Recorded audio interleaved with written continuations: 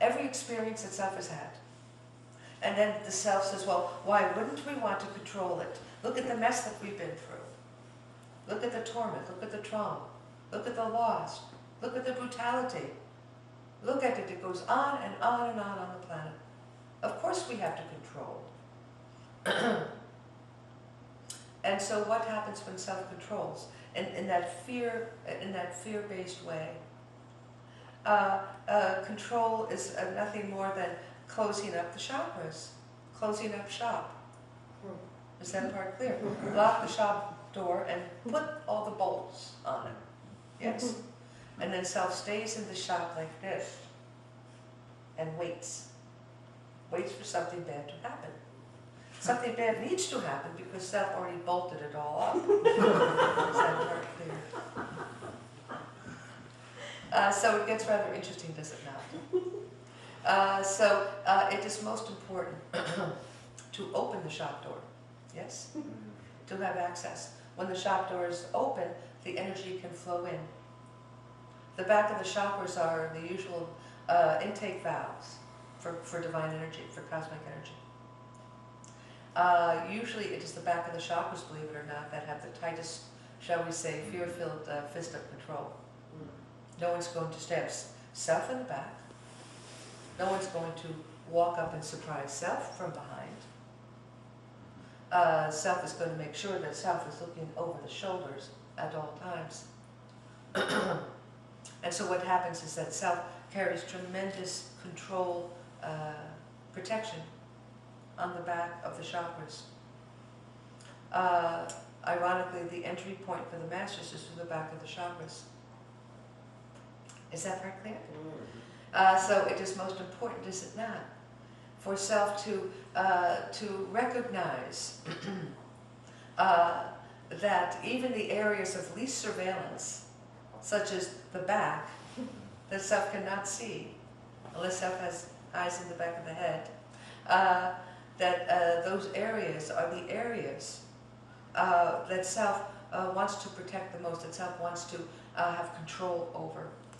And yet Source created those areas to be the precise areas that are the greatest access point to the divine resources that make the sojourn through the earth plane possible.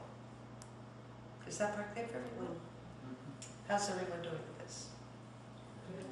Making sense? Yes. Oh goodness. Don't take it too seriously.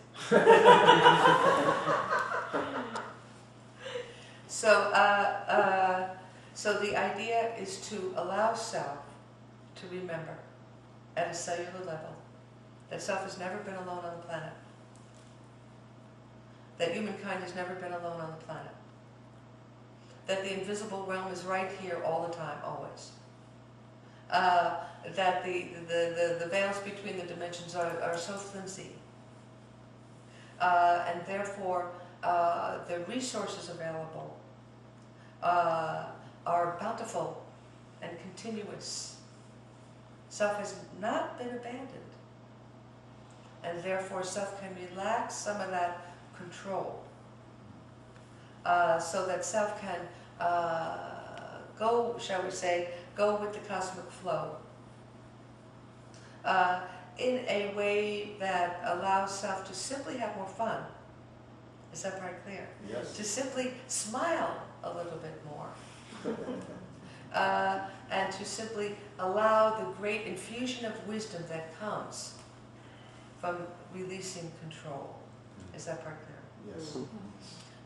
And so therefore then self can trust this wisdom and trust that humankind's effort to control has simply created needless suffering. And that because it feeds fear, we were talking about, we overheard the conversation, we could not help but eavesdrop. We are not saying release focused intentionality. We are not suggesting to restrain from focusing vision into full manifestation, bringing forth intention and affirmation. Certainly these are creative projects, are they not? And humankind is divinely designed to be highly creative. That really is not control. The control is this trying to hold back or push away or push down or transcend the core of self's journey. The full impact on the soul of what it is to be a human being. Is that part clear? And so, because there is no control over this, self is simply postponing the agenda, the cosmic agenda. Self may say, all right, I've got control, I've had control my whole life, and I'm going to go to my grave in a state of control. Goodness. Some students have actually mastered that level of fear-based control. Oh, goodness.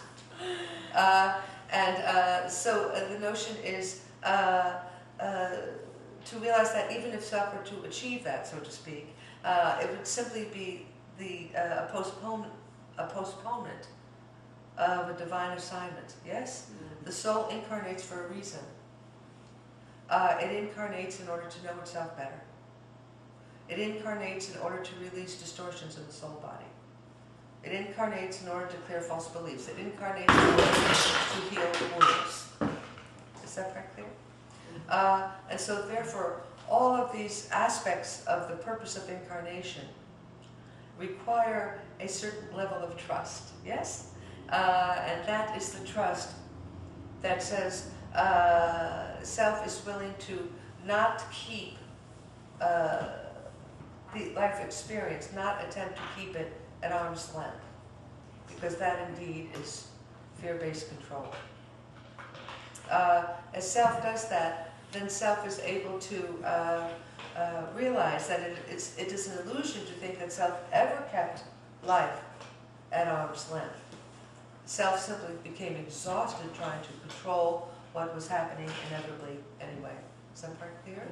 Because even if it did not happen in an outer experience, the extent to which self is attached to this level of fear, distrust, and therefore the need to control is the extent to which it's already going on internally. Is that part clear for everyone? Yes? Yes. Good. All right. And so this brings us to the issue of vulnerability.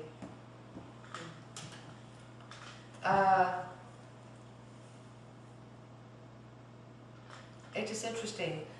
Vulnerability, of course, indeed, is not a weakness. It is a state of being, is it not? Vulnerability is what gives humankind full access to the spirit plane. Vulnerability. It is rather interesting to watch the students go through their death process when someone is dying. More often than not, they become more vulnerable, do they not? Mm-hmm. Why is that? It is because the soul, shall we say, the last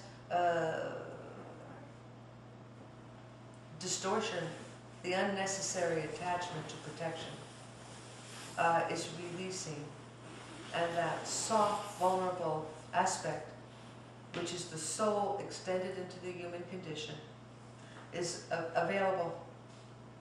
And sometimes it takes the transitional process of dying in order for that softness and availability to come through.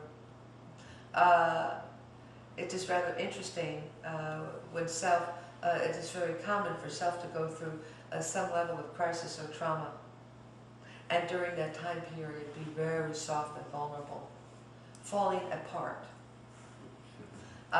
When the masters hear that the students are falling apart, we shout for joy. And that is the time when we have greatest accessibility to the soul and the human condition. And so therefore, that is, it is most important, is it not?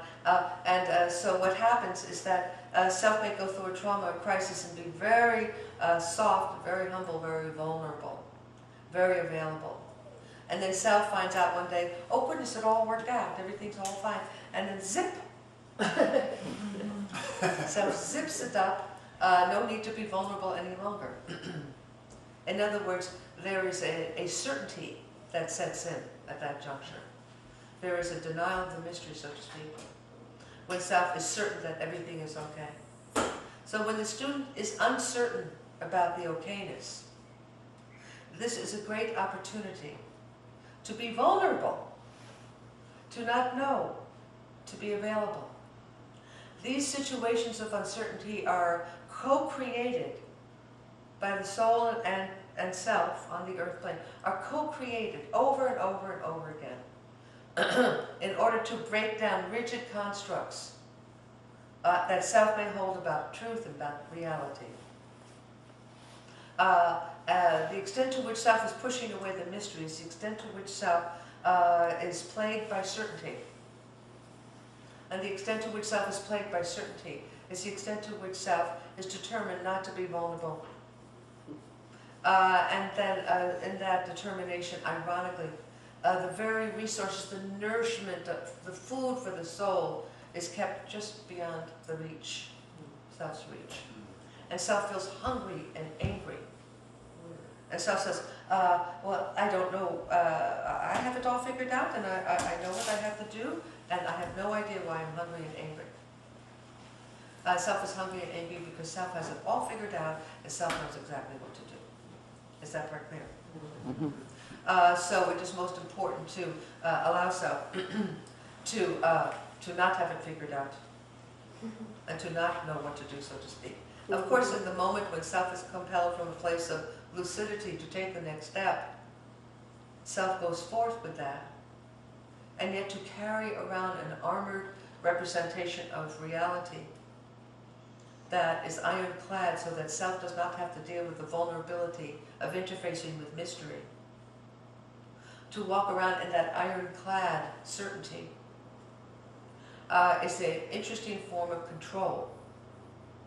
And yes, the final thresholds into liberation, enlightenment, whatever self wishes to call it, are those thresholds where self has an opportunity to look at these certainties, the certitude, the established reality. Self has a chance to look at that and watch it crumble, watch it disintegrate, watch it melt. And then self has an opportunity to feel all the responses to that deep sense of disorientation that the mystery brings. And in that rich disorientation, self is completely available. Why? Because all the circuits are open. Are they not? There's no closed programming going on. That has all been interrupted electrically. Just as the Kundalini moves up the spine as a force of electricity to break through the blockages and bring full awareness, so too do these the times of disorientation when things break down.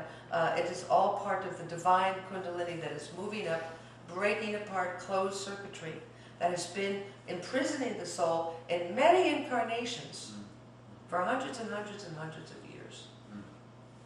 And of course, at this juncture, this momentous juncture, indeed, humankind as one electrical body is going through this electrical breakdown. Is that part clear? Breaking the programming, the closed circuits, so that it can begin to realize the voltage available to everyone